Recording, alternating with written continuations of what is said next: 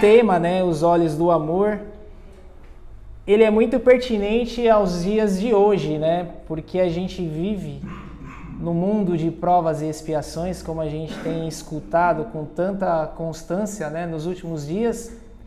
Esse mundo a gente tem visto guerra de um lado, desentendimento do outro, segregação do outro, preconceito de todas as ordens, as pessoas impacientes, e a gente sempre ouve, ou pelo menos, né, se não sempre ouve, mas em algum momento a gente ouviu na vida que o amor é que cura o mundo. É através do amor que o mundo vai evoluir, que as pessoas vão criar laços. Mas que amor é esse, né? Com todo o respeito aos jovens lá dos 13, 14 anos, quando começam a se relacionar, eu te amo, né? E a gente fala, que é uma delícia, eu já passei por isso, né? Todos nós aqui já passamos por isso em alguma fase da nossa vida. Mas não vamos dizer assim, isso é um amor, mas é mais uma paixão do que um amor, né? Tá se descobrindo um sentimento, sim, a gente deve respeitar, né? Mas esse amor que a gente fala, que Jesus fala, que a espiritualidade traz para nós, é algo muito mais forte do que só esse sentimento que a gente tem por alguém que a gente goste. O amor é muito mais do que isso, né? Porque é fácil a gente, vamos dizer assim, amar quem a gente gosta, nutrir esse sentimento gostoso. Porque o que é o amor? É você ter empatia pelo próximo, é você desejar o bem do próximo, mesmo que aquele próximo ele te ofenda, mesmo que aquele próximo não goste de você, o que é algo difícil. Venhamos e convenhamos. Quando Jesus falou, se você tomar um tapa, vire a outra face. É difícil, a gente não precisa nem tomar um tapa que a gente já se ofende. Nos dias de hoje, a gente tem algo que atrapalha o nosso desenvolvimento, que são os melindres. A gente não pode tomar uma bronca, vamos dizer assim, ser criticados que nós já ficamos chateados. Então, como que você desenvolve, como que você tem empatia, né, por alguém que te critica, por alguém que ofende? Mas essa é a condição desse planeta, de provas e expiações. Então, como eu já disse aqui, já ouvi muito mais do que disse, nós viemos esse planeta, não foi para passar férias, nós não estamos numa colônia. É lógico que em alguns momentos da nossa vida aqui, a gente tem que passear, se divertir, a gente vai lá, viaja, férias, sorvete, praia, sol, uma delícia. Mas essa condição material, ela não é todos os dias da nossa vida também. E você abrindo mais o leque da nossa vida, nós não viemos aqui para passar férias. Todos nós estamos aqui nesse planeta para evoluir. E para evoluirmos, não é fácil. Às vezes a gente ouve falar, quem disse que a vida é fácil? Nossa, a vida é difícil. Não quer dizer que a gente também tem que ficar nessa energia de só falando, a vida é difícil, a vida é complicada. Não.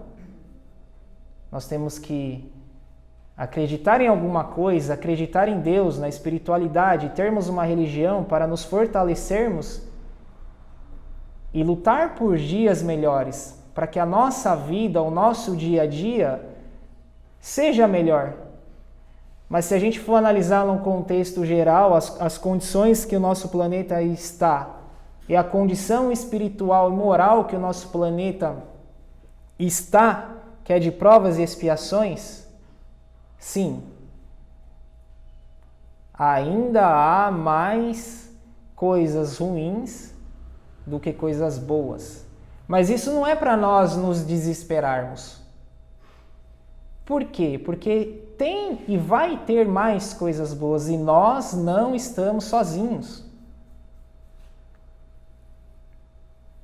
Nós não estamos abandonados, nós não estamos largados ao vento, ao léu.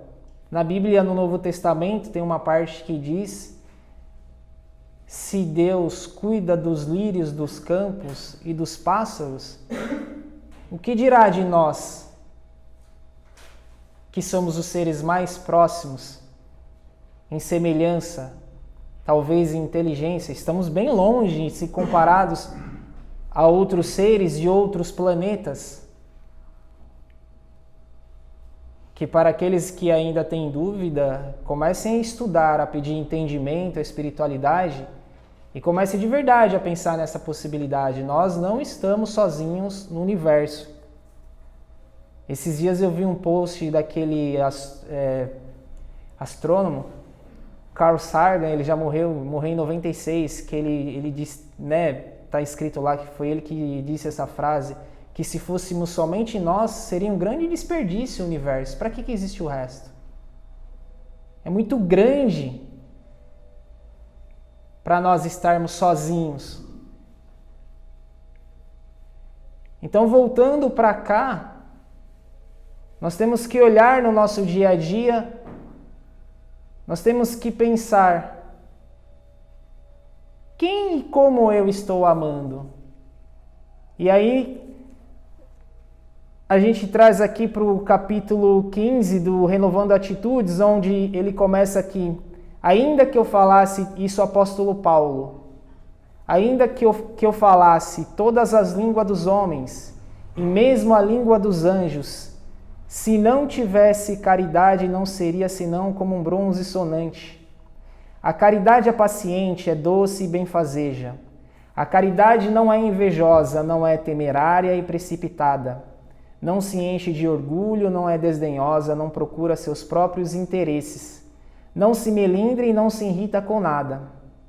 Aí ele continua aqui: quando Paulo de Tarso definiu a verdadeira caridade, deixando implícito ser a reunião de todas as qualidades do coração, isto é, o amor, diferenciou-a completamente da prestação de serviço aos outros, da distribuição de esmolas, da assistência social, da ajuda patológica aos dependentes afetivos, de compensações de baixa estima ou de tudo que se referia a atitudes exteriores, sem qualquer envolvimento do amor verdadeiro.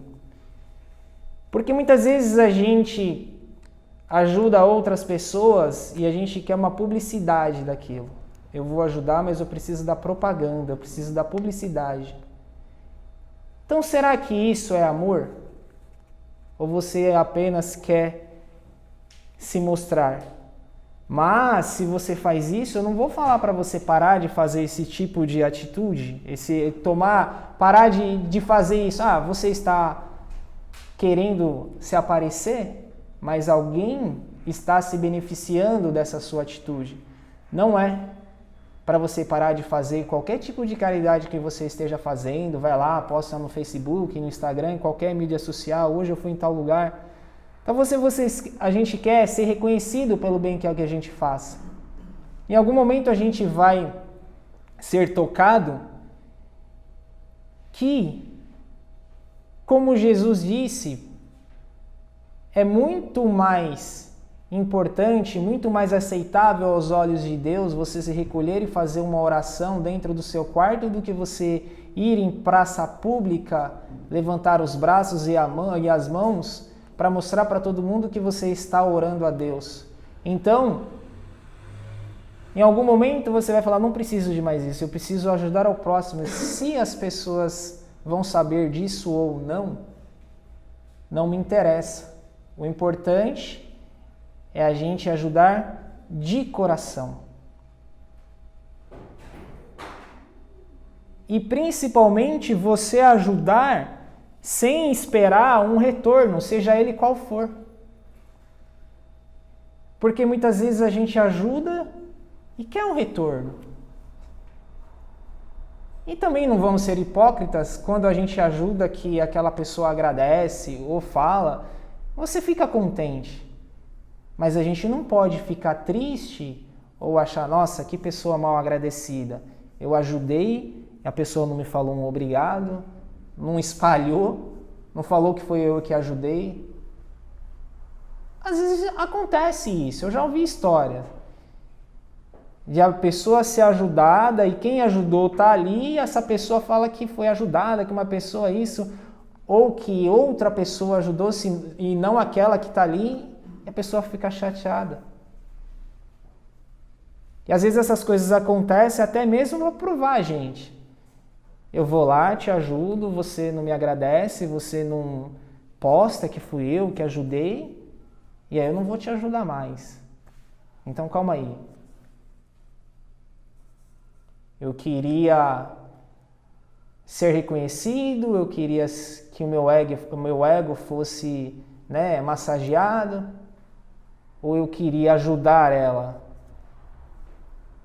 Mas são essas coisas que a gente vai aprendendo, vai vivenciando, que vai burilando o nosso espírito, que a gente vai evoluindo, treinando e praticando o amor verdadeiro. E a gente sai da vida melhor do que entrou. Porque essa é a finalidade. A gente chega aqui de uma forma e o livro dos Espíritos diz que o espírito ele não regride. No mínimo ele volta igual a como ele veio. Ele não regride. Mas a gente sempre quer evoluir. Porque para isso que existe a reencarnação. Qual é a finalidade da reencarnação? Evolução do espírito. Não tem outra finalidade. Por que o espírito teria que vir aqui uma vida, 2 vidas? Eu tenho que estagiar agora num corpo de mulher, eu tenho que estagiar num corpo de homem, porque o espírito não tem sexo. A composição, a matéria sim, porque o ser humano, o homem, a mulher, precisam se relacionar para que a espécie se perpetue, mas o espírito não tem sexo. Vamos chegar a um nível de evolução, quando nós formos mais adiantados, que o espírito não vai mais precisar reencarnar num planeta que tem essa matéria tão densa como a nossa. Então a gente precisa estar aqui. E o amor é o remédio que cura todos os males. E não é fácil amar. Às vezes, eu amo. É fácil amar um amigo, uma amiga, alguém próximo. E às vezes tem casos que até isso é difícil. Por que não é fácil? Porque nós temos os defeitos, temos os melindres. A gente quer sempre ser aceito, abraçado, ter atenção. Mas e nós damos isso? Nós abraçamos? Nós damos atenção? A gente cobra muito e dá pouco. Não estou falando de bens materiais. Isso vale para todos nós, primeiramente para mim que estou falando aqui. Então a gente tem que prestar muito atenção nisso. É uma coisa até repetitiva, o Celso está aqui todo domingo com a gente, né? Ele vai falar assim, bom, o Petal, ele pode até pensar, o Petal lá, vem com essa conversa de novo, vou ali que eu já sei que ele vai falar, né? A Jo também, que está aqui todo domingo. É muito fácil a gente ser espírita, evangélico, judeu, católico, dentro da sinagoga, dentro do centro, dentro da igreja. Coisa mais fácil do mundo. Eu chegar aqui, ser simpático com um, com o outro, abraçar, boa tarde, bom dia.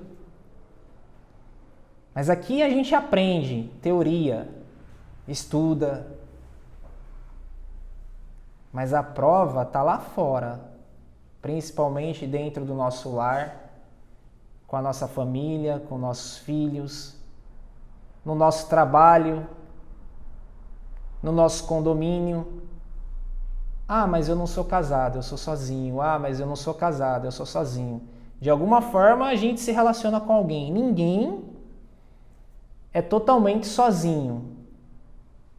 O ser humano, ele não consegue viver sozinho, ele precisa de alguém.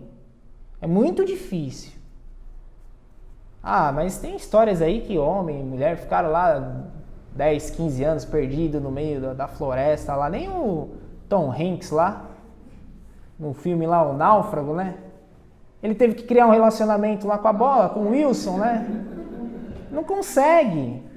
E no Livro dos Espíritos, questão, até anotei para não esquecer, questão 657, que trata, né, da vida contemplativa, que Allan Kardec pergunta para a espiritualidade, né, que merecimento tem aquelas pessoas que se isolam para adorar a Deus, para meditar, passa a vida inteira uma vida contemplativa. A espiritualidade responde que não há mérito nisso. Porque nós viemos aqui para nos relacionarmos. E é aí que aparecem os nossos gatilhos. É quando eu me relaciono com alguém, não estou falando somente um relacionamento afetivo. E qualquer que seja o relacionamento afetivo. Homem e mulher, mulher e mulher, homem e homem, qualquer que seja. Não estou só falando isso. Falando na sociedade, no geral. A gente vem para aprender. Então, assim, eu preciso me relacionar com ele, com ela. Vou, em algum momento, expor os meus defeitos ou ver os defeitos do próximo, porque aqui nesse planeta não tem ninguém perfeito. A gente cobra a perfeição dos outros, ou que os outros seja sempre, vamos dizer assim, certinho, mas e nós? Então é com essa interação, com essa vivência, é que a gente vai mostrando realmente quem nós somos, aprendendo, perdoando, errando. Às vezes a gente mais erra do que acerta.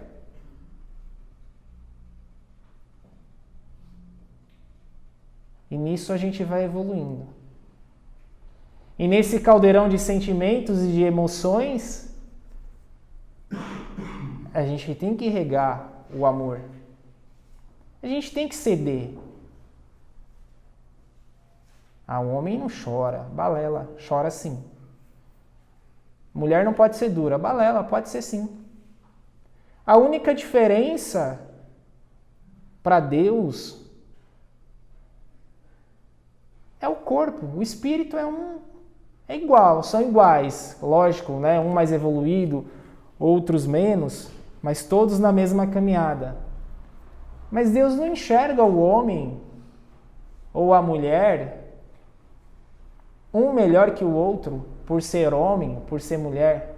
Estamos todos no mesmo barco, cada um com a sua característica, com a sua responsabilidade. Mas para Deus somos todos iguais. Por algum motivo, ainda estamos numa sociedade machista e nós, brasileiros, temos que agradecer, não a Deus, né? Talvez falar assim, agradeço a Deus, como se Deus escolhêssemos nós, brasileiros, por termos nascido num país livre, onde apesar, né, do que a gente tem assistido aí constantemente, agressões físicas, etc e tal, as mulheres são livres, né? Vocês podem votar, vocês podem professar a religião que vocês quiserem. Se vocês não aguentam os chatos dos maridos, vocês podem pedir o divórcio, não são obrigadas a casarem com quem vocês... Geralmente é assim, né?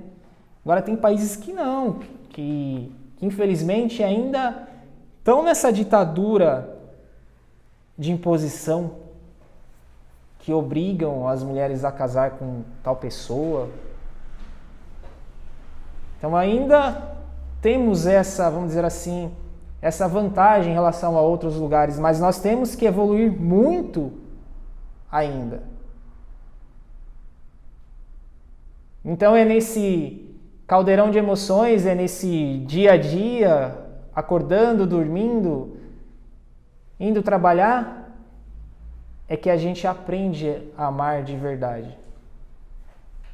Ah, mas e o que é o amor? É você querer o bem do próximo sem nenhum interesse. Ah, eu quero amar, eu tô ouvindo você falar aqui, tá bem legal isso, esse papo tá me interessando, falam que o amor cura o mundo, que é o amor isso, que se você amar, Deus vai te abençoar, Deus vai te dar uma bênção grande, eu quero amar. Não existe uma fórmula mágica. A gente não vai conseguir sair daqui hoje sendo muito melhor do que a gente entrou aqui. Por quê? Porque é passo a passo. Eu sinto, às vezes, eu aprendi isso até comigo mesmo. Às vezes a gente chega em um lugar e promete, não, a sua vida vai mudar. Agora sim, é passo a passo. Não muda do dia para a noite, porque é uma sementinha. Se você chegar hoje, vamos dar um exemplo aí, alface. É uma planta que, uma verdura que cresce rápido, né? Mas ela não cresce do dia para a noite. Se eu chegar hoje, ir lá no mercado, pegar aquele sachêzinho de semente de alface, chegar ali no jardim da frente, semear, amanhã cedo eu não vou, na hora do almoço eu não vou ter o pé de alface bonito, pronto para fazer uma salada e comer. E a mesma coisa é nós. A gente não muda do dia para a noite. E se a gente não muda do dia para a noite, por que a gente quer cobrar a mudança do outro do dia para a noite?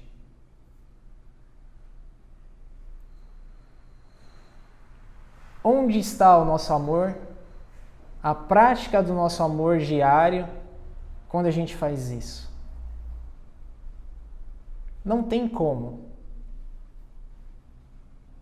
Não é igual Jesus fez, transformou a água no vinho lá na festa de casamento, como diz o Novo Testamento. É passo a passo. É dia após dia. É começando. Ah, eu tenho uma dificuldade de falar eu te amo. Algum momento você vai falar e aquilo vai se tornando comum. Eu tenho dificuldade em desculpar. Tenta. Aí na segunda-feira eu estava lendo uma matéria, né, no jornal O Estado de São Paulo, no caderno Cultura e Comportamento. Aí o título da matéria. Isso é científico. A gente não vamos nem falar de religião. A repórter aqui, Ana Lourenço, ela escreveu essa matéria, uma excelente matéria, o título, Como perdoar alguém pode fazer bem para o corpo e a mente.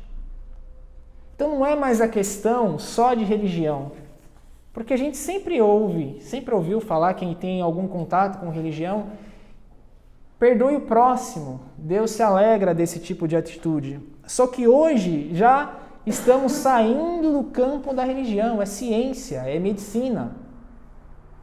Aí o que ela diz aqui? O estresse, o rancor e a angústia afetam negativamente a saúde, liberando cortisol, o que causa um aumento em processos inflamatórios. Perdoar é uma decisão que você toma todos os dias, por muito tempo, até que isso se desprenda a um processo em que você perdoe de fato, define a psiquiatra Malu de Falco.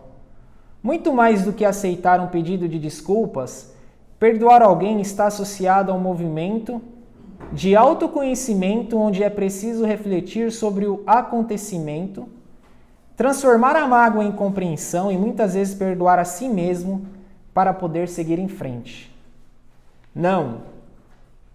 Aí o que a gente estava falando antes, né? Não. Não é tarefa fácil e para alguns pode levar anos até que seja realizada. Mas, uma vez alcançado, o perdão pode transformar a sua vida e sua saúde. Isso quem diz é a ciência. De acordo com o Journal of Health Psychology, o perdão é associado a vários resultados positivos na saúde mental, incluindo uma diminuição da ansiedade, da depressão, além de uma melhora da saúde física em geral, com menores taxas de doenças cardiovasculares, redução da pressão sanguínea e avanço do sistema imunológico. E assim ela discorre, não dá, lógico, para ler toda a matéria. Foi uma matéria publicada no estado de São Paulo de terça-feira passada. Então, assim, como ela diz, não é algo fácil, mas a gente tem que começar. Se a gente não começar, a gente não sai do lugar que a gente está. E nós viemos para essa vida, para essa encarnação, para mudar, para melhorar alguma coisa. E intimamente a gente sabe o que a gente tem que melhorar. Com todo o respeito a quem gosta, a quem vai, quem frequenta, regressão para saber o que foi na vida passada, o que eu tenho que melhorar nessa. A gente sabe. A gente sabe que é ranzinza, a gente sabe o defeito que a gente tem, que se a gente gosta de uma fofoca, se a gente cobiça, o vício que a gente tem. A gente sabe, internamente a gente sabe. E eu não estou aqui, muito menos, né, assim, não estou aqui para julgar ninguém. Porque eu sei, eu conheço os meus defeitos. Não vou fazer propaganda deles, mas eu tenho os meus defeitos, todo mundo tem. Então a gente sabe onde o calo aperta, aonde a gente tem que melhorar. Eu tenho 10 defeitos, então eu vou sair daqui, eu vou me curar dos 10 defeitos. Talvez a gente saia dessa vida resolvendo só 2. Porque falam que antes da gente encarnar, quando chega lá em cima, que quando a gente desencarna, a literatura espírita diz que abre um véu, né? Tá vendo o que você fez? Aí você fala, meu Deus, olha, eu fiz aquilo, mas nossa, era só eu ter feito daquela forma. Eu não devia ter feito dessa maneira, não devia ter agido dessa forma. E agora? Não, eu vou voltar lá embaixo, eu vou fazer tudo diferente. Pode mandar lá para baixo. Você tem 50 coisas para melhorar aí. Pode colocar 50 aí na lista que eu vou tirar de letra. Aí diz que fala que espiritualidade, fala, vai lá para baixo com 5, se você voltar com 2 resolvido, você já tirou nota 7 já, né? Porque quando chega aqui, é apresentado para nós não as melhores condições para que a gente, vamos dizer assim, saia consertado, curado. É uma prova. Você estuda a matemática e vai ter a prova. Se você não estudar, não fazer os exercícios, não fazer os simulados, quando você for fazer a prova, provavelmente você não irá bem. É a mesma coisa a nossa vida. E nesse meio tempo de você estudar, de você ter que se dedicar, vão surgir as tentações. Mas como assim? Que tentação? Você se prontifica, eu quero passar em medicina, vamos dar um exemplo. Um dos cursos mais concorridos do país. Quero passar em medicina e quero passar na Universidade de São Paulo. Melhor universidade da América Latina. Uma das 100 melhores do mundo. É o curso mais concorrido. Você tem que se dedicar. Porque senão, a não ser que você venha com uma capacidade intelectual muito aguçada, para você não ter dificuldade e, mesmo assim, você de alguma forma você tem que estudar, se dedicar, porque você tem que absorver conhecimento.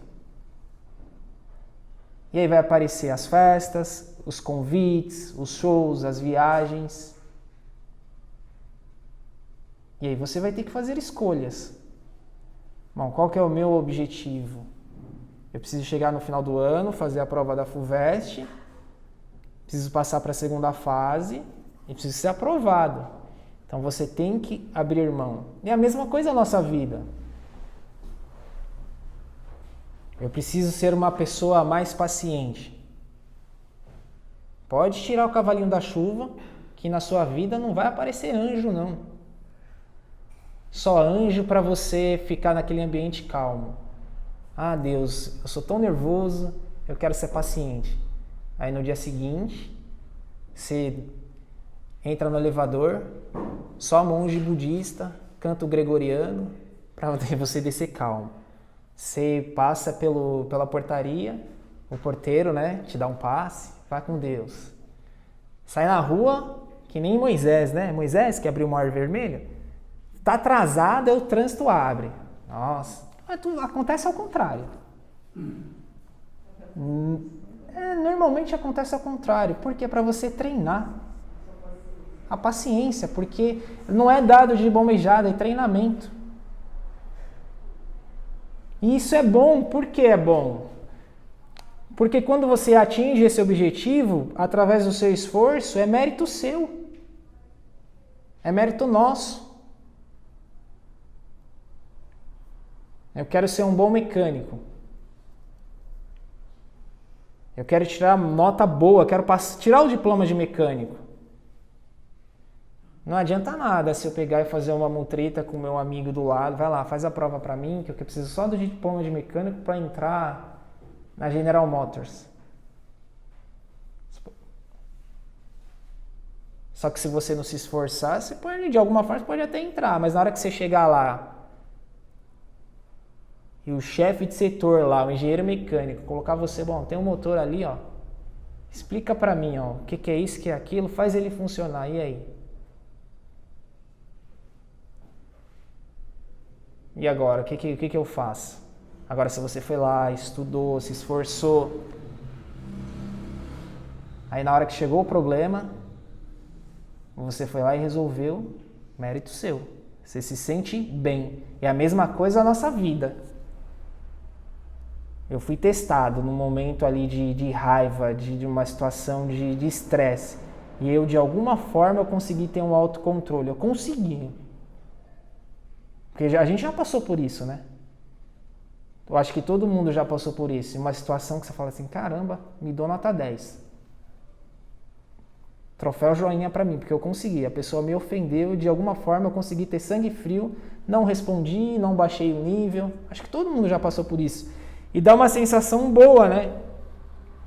Porque o outro lado que está ofendendo, o outro lado que está maltratando, ele que perde a razão. Agora, quando você é maltratado e você revida ódio com ódio, raiva com raiva, você se iguala àquela outra pessoa. E aí a gente não evolui. Então é isso, o amor, ele quer dizer empatia pelo próximo. O que é ter empatia pelo próximo? É você entender a dor do próximo. Entender o momento que o próximo está vivendo. Se você não consegue ajudar, tente não atrapalhar.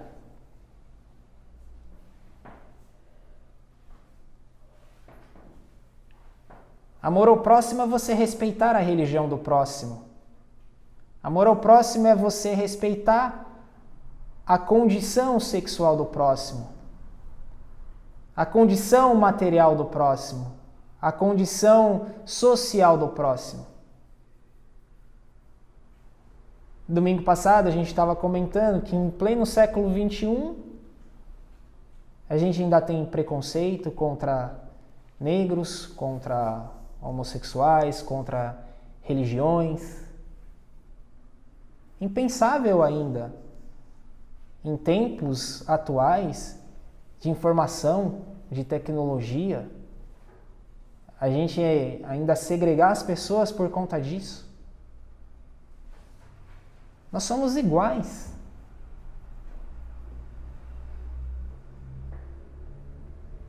Meu espírito não vai sair daqui, vai ser diferente do dos céus. Somos iguais. Aquilo que eu falei no domingo, A gente critica o casal de homossexual que adota uma criança, mas não fala nada de quem abandona essa criança. Onde está o amor? A gente fala do vizinho que traiu a esposa, olhando para outra vizinha. Onde está o amor? Então são essas coisas do dia a dia que a gente tem que olhar, prestar atenção e nos esforçar para mudar. Não é uma mudança que vai acontecer do dia para a noite. É sementinha. É o nosso comportamento do dia a dia. Não é um passe de mágica. Eu não vou chegar ali, o Celso vai me dar um passe e eu vou sair daqui mudado. Não. O Celso vai me dar um passe, eu vou sair daqui, se eu cheguei aqui angustiado, ou com alguma dor, alguma coisa em específico, eu posso sair daqui mais leve. Mas o passe que ele for me dar não vai mudar a minha personalidade. Estou errado? Não vai. Jesus, quando ele esteve com Maria Madalena, que ela estava quase sendo morta, apedrejada, o que ele fez? O que ele falou? Primeiro ele falou: quem não tem pecado, que atire a primeira pedra. Não foi isso que ele falou? De repente as pedras cessaram. Pelo menos aqueles homens que estavam praticando aquela barbárie colocaram a mão na consciência. Porque parou de voar pedra, né? A gente já viu algumas imagens assim em filmes que parecia, né, um tiroteio de pedra. Quando Jesus fala aquilo, então colocou a mão na consciência.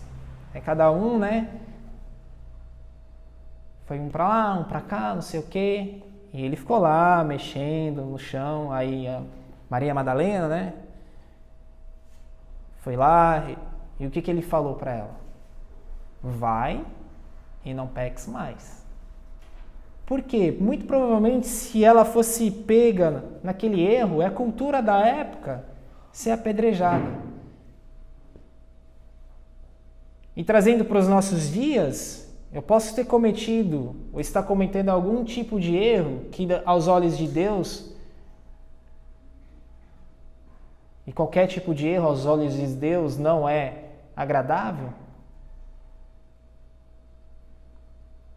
Pedir perdão, mas se eu continuar fazendo, o efeito daquilo vai continuar sendo o mesmo.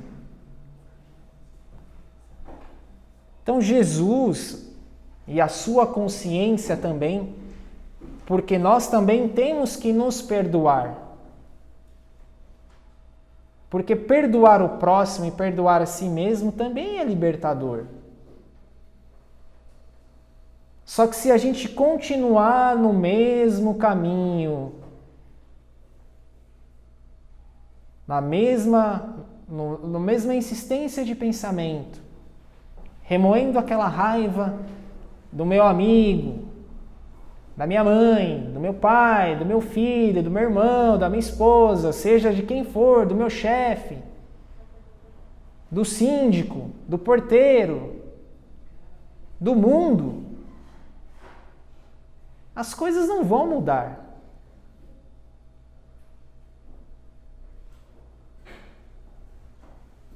Quer um resultado diferente? Não continue fazendo a mesma coisa. Isso é básico, né, para nós.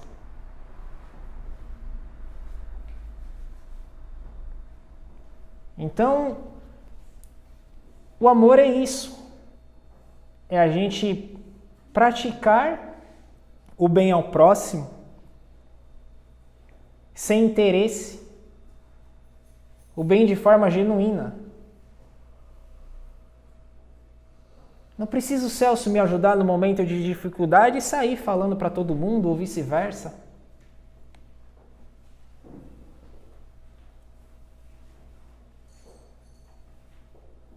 E se ele me ajudar e eu for ingrato, não reconhecer, ou em algum momento ser ríspido, que Deus o ajude para que ele não se magoe com isso e continue ajudando o próximo. Então o amor é desprendimento. O amor é você querer bem ao próximo, sem nada em troca. Mesmo que um dia você precise e essa pessoa fale não. É difícil. É difícil, não é fácil. Amar não é fácil, você ser rejeitado também não é fácil. Mas é isso que nós temos que conviver no nosso dia a dia, na nossa vida. Faz parte para a gente evoluir.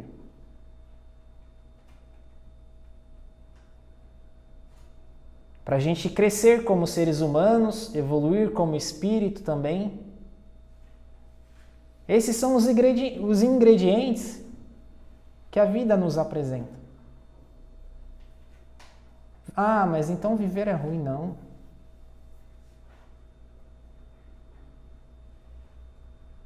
Nosso planeta ainda está em condição muito melhor que outros aí. E cedo ou tarde, o espírito, ele vai evoluir e chegar a um nível onde seremos co-criadores junto com Deus. Ainda não temos ainda, pela condição moral, que o nosso planeta, que nós, por estarmos aqui, ainda não é nos revelado muitas coisas de entender tudo isso. Mas a gente está mais evoluído que muitos outros seres em mundos inferiores. Então, assim, nós temos os nossos problemas, as nossas dores, as nossas angústias, as nossas frustrações. Mas nós não estamos sozinhos. Hoje somos melhores do que fomos ontem. E amanhã seremos melhores do que nós somos hoje. É essa a mentalidade.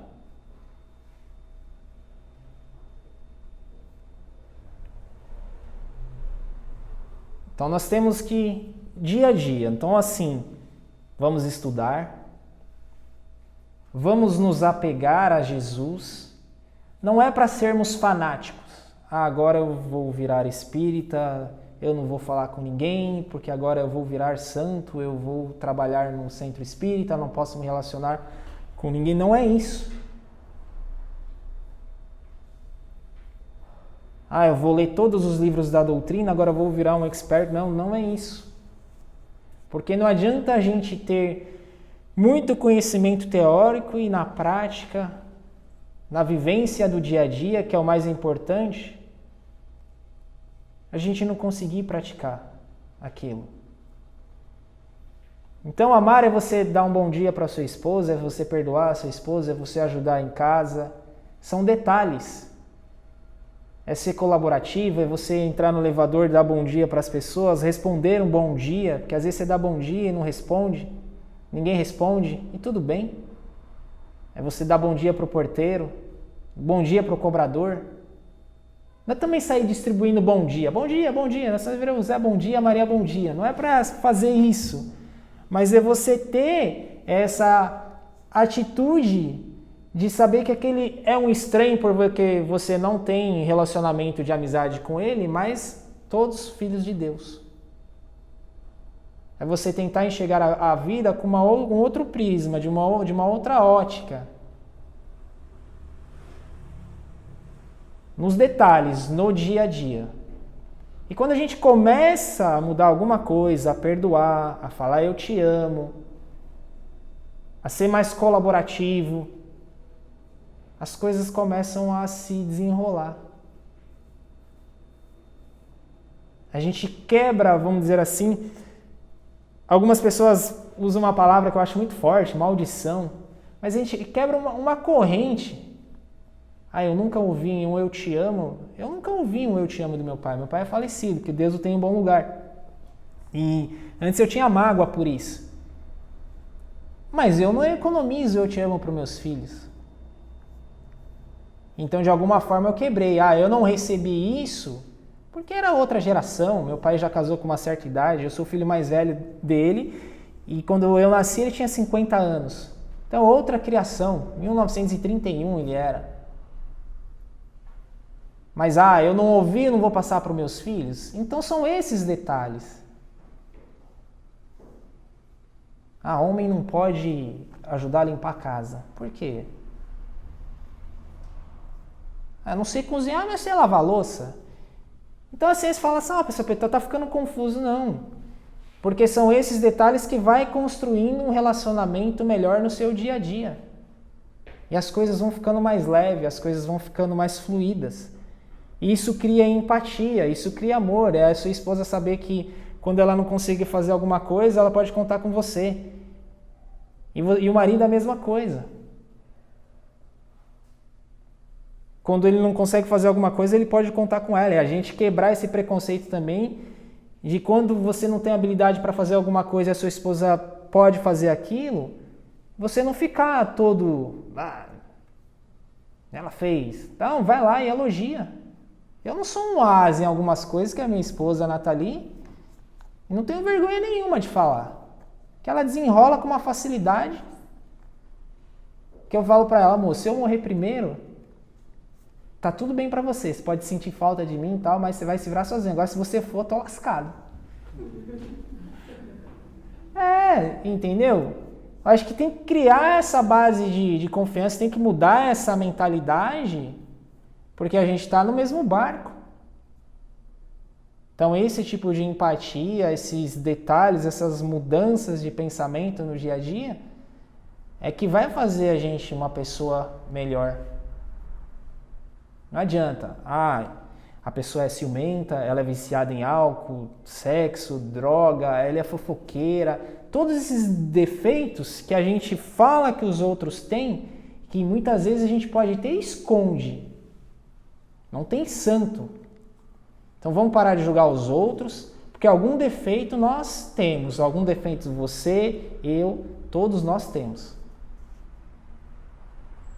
Então, assim, para finalizar, vamos se apegar a Deus, a Jesus, a espiritualidade, estudar o Evangelho, fazer o Evangelho no lar, que é importante, respeitar a religião do próximo. Os espíritas têm fama de, estuda bastante, lê bastante, às vezes o orgulho bate. Eu conheço muito, agora eu não vou... O espiritismo é a última religião do mundo. Quem conhece espiritismo não quer saber mais de nenhuma religião. Tem uma imagem que eu acho muito legal, é só colocar lá no Google. Buda, Jesus e Krishna. Fizeram um desenho muito bacana, os três abraçados no mundo espiritual, Jesus, Buda e Krishna, e a frase assim: nossa, estão lá embaixo brigando pela gente. A gente fica brigando aqui, defendendo as nossas religiões, a nossa forma de crer, achando que a gente é melhor que o outro. Nós somos todos iguais. Não é de... Eu fico pensando que quando a gente for para o outro lado, nós que temos conhecimento teórico, sabemos que existe vida após a morte, e aquele, vamos dizer, um ateu que às vezes não acredita em nada, mas que teve boas atitudes a vida inteira. Porque o amor ele não é exclusivo de uma religião, é do ser humano, é do espírito, mas por algum motivo ele fala que não acredita em nada, mas é uma boa pessoa. Talvez o ateu vai estar numa condição melhor do que nós, ou eu que estou aqui, que estudo, que isso, que aquilo. Então temos que ser humildes. Humildade não é você andar de chinelo no dedo, roupa rasgada, não. É você reconhecer a capacidade do próximo e a sua limitação também. E respeitar a limitação do próximo. Isso é ser humilde. Eu sei. Sabe com quem você está falando? Você não sabe de nada, é isso, aquilo. Humildade não tem a ver com condição social. Aquela pessoa é tão humilde. Tem pessoa que materialmente é miserável e não é humilde. Tem pessoa que é materialmente abastardo, né? Tem muito bens materiais e é humilde. Isso é condição do espírito, da vivência, das experiências de vida. Então tudo isso, né? Quando a gente começa a mudar essas nossas atitudes com a gente, com o próximo, a gente está praticando o amor. Então vamos estudar, fazer o evangelho no lar, respeitar o próximo, orar pelas pessoas que a gente não tem empatia, e a gente sempre tem essas pessoas. Pode prestar atenção ao seu lado. E se você tem uma pessoa que você não tem empatia, que você tem algum problema de relacionamento, lembre dela nas suas orações. Porque nada é por acaso. Eu tenho uma esposa difícil, eu tenho um marido difícil, eu tenho uma filha difícil, eu tenho um filho difícil, meu pai é difícil, minha mãe... Sempre vai ter alguém com relacionamento conturbado. Não é por acaso. Os relacionamentos pessoais, a maioria são de resgate, como a literatura espírita fala. Então a gente não está por acaso com quem a gente está, a gente não é pai por acaso de quem a gente é pai. A gente está aqui para resgatar alguma coisa. E que bom, né, que a gente consiga sair dessa vida, chegar lá no final, e aí, conseguiu? Quem conseguiu? Então vamos em frente. Não vejo a hora de desencarnar, de ir embora, porque eu não aguento mais minha mulher. Tudo bem. Na próxima vida ela vem como sua filha. Aí continua o mesmo ciclo. Então vamos tentar, né, resolver tudo aqui. Que bom se a gente conseguisse resolver tudo aqui, mas talvez a gente não consiga. Mas fé em Deus, né? Como Jesus disse, eu venci o mundo. E Jesus disse também que, né, e farão coisas maiores do que a que eu fiz. Isso já faz mais de 2000 anos, né? Mais de 2000 anos. E a gente chega lá. Vamos nos conectar a Jesus, a Mãe Santíssima, a espiritualidade do bem. Agradecer por essa noite, por essa hora que estamos aqui, ouvindo, aprendendo. Que nós possamos praticar um pouco daquilo que foi falado aqui. Que nós possamos lutar contra o nosso ego, contra o nosso orgulho, contra os nossos medos. Que nós possamos ter coragem no momento que devemos ter coragem. Que nós possamos ter fé. Que nós possamos ter empatia com o próximo. Senhor Jesus, eu não sei a necessidade de cada uma dessas pessoas que aqui está. O Senhor conhece o coração de cada um, os medos, as angústias, as dores físicas, as dores morais, os problemas familiares, os problemas de relacionamento, problemas materiais. Senhor, eu peço que na medida do possível, o Senhor venha confortar o coração de cada um que aqui está, que o Senhor possa derramar paz no lar de cada um, na vida de cada um, que o Senhor possa derramar harmonia, que cada um possa ser um ponto de luz dentro do seu lar, dentro do seu emprego, por onde que essa pessoa passar, que ela possa esparramar alegria, que ela possa esparramar bons sentimentos. Senhor Jesus, nós agradecemos por mais essa oportunidade, nós agradecemos pela vida. Também temos que agradecer pelas dificuldades, porque é através das dificuldades que nós aprendemos, que nós nos tornamos um diamante melhor. Que assim seja, graças Senhor Jesus.